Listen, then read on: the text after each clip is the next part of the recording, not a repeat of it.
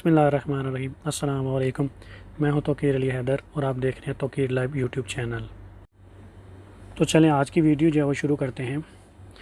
आज की जो हमारी वीडियो है ये अकाउंटिंग के बारे में है। चैप्टर 2 है ट्रांजैक्शन एंड अकाउंटिंग इक्वेशन। आज इसका हमने यूनिट नंबर 2 जो है वो पढ़ना है।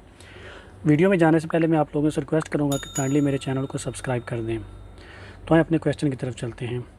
आज का जो हमारा क्वेश्चन है इसमें हमने देखना है कि जो टी अकाउंट है वो कैसे बनाया जाता है।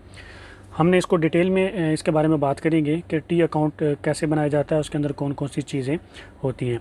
अच्छा, एक बात आपने याद रखनी है कि जो टोटल एसेट्स होते हैं वो इक्वल्स टू होते हैं total liability plus owner equity के। ये जो आपकी अकाउंटिंग इक्वेशन है ये बैलेंस रहनी चाहिए हमेशा। ये अकाउंटिंग इक्वेशन अगर आपकी बैलेंस नहीं है तो इसका मतलब है कि आपने कोई भी ट्रांजैक्शन जो है वो रिकॉर्ड करने में जो है वो मिस्टेक की है। ओके, तो टोटल एसेट्स जो है वो should be equal to total liability plus owner equity. अभी चलते हैं हमारे मेन टॉपिक की तरफ। टी अकाउंट जो होता है, टी अकाउंट के लिए बनाने के लिए सबसे पहले आपने इस तरह की एक टी ड्रॉ करनी है। जिस तरह टी लिखा जाता है वैसे आपने जो है वो टी ड्रॉ करनी है। इसका आपने जो टाइटल देना है, ठीक है। तो इसमें जो है अकाउंट टाइटल आ जाएगा। आप जिसका भी टी अकाउंट बना रहे हैं, मतलब आप बिल्डिंग अकाउंट का बना रहे हैं तो बिल्डिंग अकाउंट आ जाएगा। आप ओनर इक्विटी बना रहे हैं, आप कैश का बना रहे हैं, आप बैंक का बना रहे हैं, आप जिस भी मतलब आप बना रहे होंगे उसका जो है वो यहाँ पे जो है वो टाइटल जो है वो आ जाएगा। इसके साथ देखें, इसके मतलब टीक में देखें, एक आपके ये वाली जो है वो राइट साइड है और ये वाली जो है आपकी लेफ़्ट साइड है। क्लियर। तो जो आपकी लेफ़्ट साइड है ये इसको बोलते हैं डेबिट साइड, ओके। और आपकी जो राइट साइड होती है इसको बोलते हैं क्रेडिट साइड। क्लियर। तो जो आपकी लेफ़्ट साइड है वो डेबिट और जो आपकी राइट साइड होगी वो होगी क्रेडिट।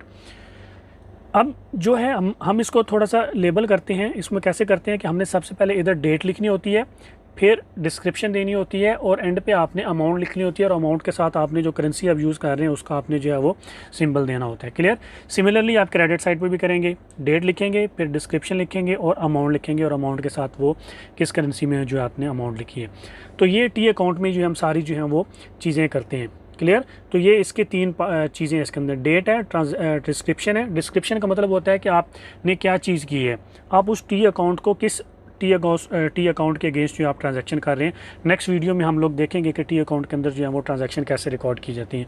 आज जस्ट हम सिर्फ देखेंगे कि टी अकाउंट के अंदर कौन कौन सी चीज़ें जो हैं वो होती हैं। इसके बाद देखें कि हमारे जो टोटल एसेट्स हैं ये डेबिट साइड पे कब लिखे जाएंगे।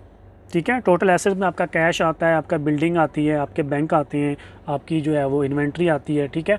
ये सारी चीज़ें जो हैं ये डेबिट साइड पे आपने कब लिखनी है। ये डेबिट साइड पे आपने तब लिखनी है जब ये इंक्रीज़ हो रही होंगी। क्लियर। अगर आपका एसेट जो है वो इंक्रीज़ हो रहा है तो आपने उसको किस तरफ लिखना है, टी अकाउंट में आपने उसको डेबिट साइड वाली साइड पर लिखना है, इस साइड वाली पे लिखना है आपने। क्लियर। ये यहाँ पर आपने जो है वो एंट्री जो है वो लगानी है। ओके। अब दूसरी चीज़ आती है कि क्रेडिट साइड पे कब लिखना है। क्रेडिट साइड पे जब वो डिक्रीज़ हो रहे होंगे तो हमने उनको क्रेडिट साइड पे लिखना है, मतलब जब वो कम हो रहे होंगे तो उसको हमने फिर क्या करना है, हमने राइट साइड पे लिखना है, क्रेडिट वाली साइड पे उस एंट्री को जो हमने लिखना है। अभी आ जाते हैं हमारे पास जो है वो टोटल लायबिलिटी और ओनर इक्विटी। वो जो है वो डेबिट साइड पर क्यों लिखनी है, किस वक्त लिखनी है, वो तब लिखनी है जब वो डिक्रीज़ हो रहे होंगे। क्लियर।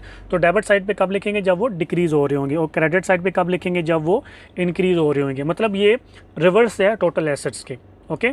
आप सिर्फ टोटल एसेट्स को भी याद कर लेंगे तो आपको पता चल जाएगा कि टोटल लायबिलिटी और ओनर इक्विटी जो है वो हमने किस तरफ उसकी ट्रांजैक्शन जो है वो लिखनी है टी अकाउंट के अंदर। अभी हमारे पास एसेट्स, लायबिलिटी और ओनर इक्विटी की तो हमको पता चल गया कि डेबिट साइड पे कब लिखनी है और क्रेडिट साइड पे कब लिखनी है। इसके अलावा कुछ चीज़ें होती हैं, फॉर एग्जांपल एक्सपेंस जो हैं, एक्सपेंस कैसे हमने लिखने हैं। एक्सपेंस जो है हमने उनको सेम ट्रीट करना है जैसे हमने एसेट्स को ट्रीट करना है। क्लियर।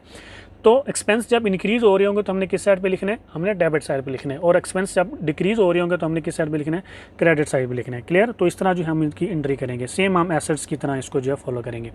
इसके साथ हमारे पास इनकम या रेवेन्यू जो है वो आता है। इनकम या रेवेन्यू जो है हमने सेम ट्रीट करना है जैसे हमने टोटल लायबिलिटी और ओनर इक्विटी को ट्रीट किया। इनकम या रेवेन्यू हमारा जो है वो अगर तो डिक्रीज़ हो रहा है तो हमने डेबिट साइड पे लिखना है, अगर इंक्रीज़ हो रहा हो तो हमने क्रेडिट साइड पे लिखना है। क्लियर। तो हमने इन दोनों को जो है वो सिमिलर ऐसे जो है वो फॉलो करना है।